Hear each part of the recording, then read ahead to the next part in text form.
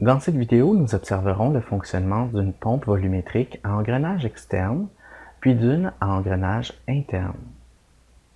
La première pompe comporte deux engrenages externes dont l'un est monté sur un arbre et entraîné par un moteur, et l'autre est simplement mené. Un corps enveloppe le contour des engrenages, puis une plaque non illustrée vient fermer le mécanisme. L'identification de l'orifice d'entrée et de sortie peut porter à des confusions.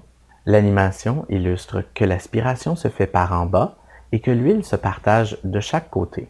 On comprend aussi que, par la suite, les volumes d'huile pris entre deux dents sont transférés vers la sortie, puis se rejoignent et créent ainsi le débit.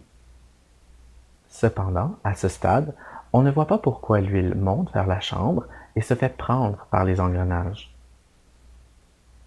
Afin de mieux voir le phénomène impliqué, ici encore les particules d'huile seront représentées par des petits points jaunes que l'on pourra suivre pendant le fonctionnement.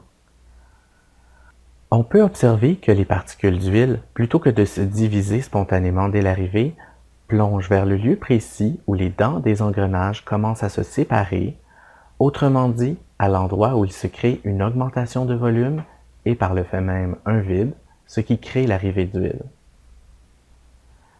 En fait, à proprement parler, ce n'est pas le vide qui aspire l'huile, mais la pression atmosphérique qui agit dans le réservoir et qui la force à combler le vide formé par le mécanisme.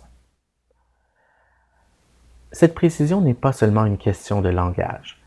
Il s'agit de bien comprendre que c'est la pression atmosphérique qui force l'arrivée du liquide, et il faut en tenir compte pour assurer le bon fonctionnement de la pompe. Finalement, il est évident que ce mécanisme est fermé, contrairement à celui des pompes centrifuges. Donc, une particule solide ne pourra pas le traverser librement sans produire des dégâts irréversibles. La suite illustre le fonctionnement d'une pompe volumétrique à engrenage interne.